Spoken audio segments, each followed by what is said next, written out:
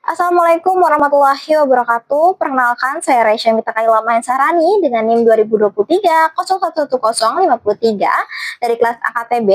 Di video kali ini saya akan menjelaskan terkait tugas mata kuliah Tata Kelola Perusahaan dan Manajemen Risiko dengan dosen pengampu Bapak Dr. Ari Eksandi, SEMAK. Berikut ini merupakan video penjelasan. Baik, terkait materi kuantitatif risk analysis yang ada pada modul 4 di dalam course. Jadi di sini ada beberapa poin-poinnya, yaitu yang pertama terkait pengertian.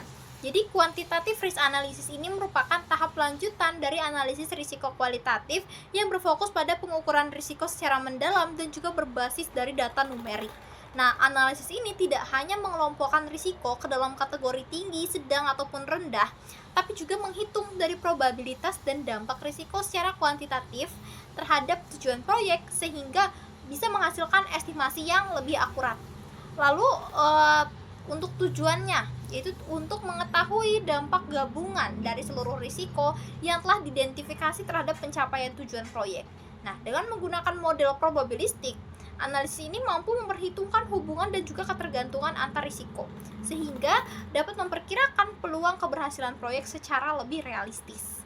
Lalu, untuk manfaat dalam pengambilan keputusan, adapun manfaatnya yaitu membantu manajemen dalam mempersiapkan perencanaan yang lebih baik tentunya dengan memperkirakan kebutuhan tambahan waktu, biaya, dan juga sumber daya apabila risiko ini terjadi. Nah, informasi ini tentunya akan memungkinkan proyek itu tetap berada dalam kendali dan juga mencegah terjadinya penyimpangan besar ketika risiko benar-benar muncul. Lalu terkait teknik dan juga alat, ada yang namanya Monte Carlo Simulation, Decision Tree Analysis, dan juga Sensitivity Analysis. Nah, teknik-teknik ini digunakan untuk mengukur exposure risiko, lalu juga memprediksi berbagai kemungkinan hasil proyek, serta menyusun strategi mitigasi risiko yang lebih spesifik dan juga terarah. Lalu untuk tahapan, nah, proses kuantitatif risk analysis ini dimulai dengan pengumpulan dan juga penilaian data kinerja, seperti misalnya data historis proyek dan juga data risiko sebelumnya. Nah, tahap berikutnya adalah kita menganalisis risiko umum untuk mendapatkan gambaran risiko pada tingkat yang tinggi.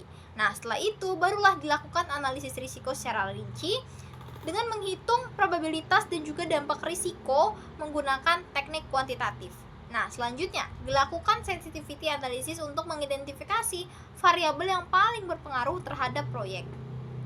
Lalu untuk tahapan yang terakhir itu merupakan penetapan prioritas risiko agar organisasi dapat memfokuskan sumber daya pada risiko yang paling krisis dan juga meningkatkan ketahanan dari proyek. Baik, sekian video penjelasan dari saya. Kurang lebihnya mohon maaf. Terima kasih atas perhatiannya. Wassalamualaikum warahmatullahi wabarakatuh.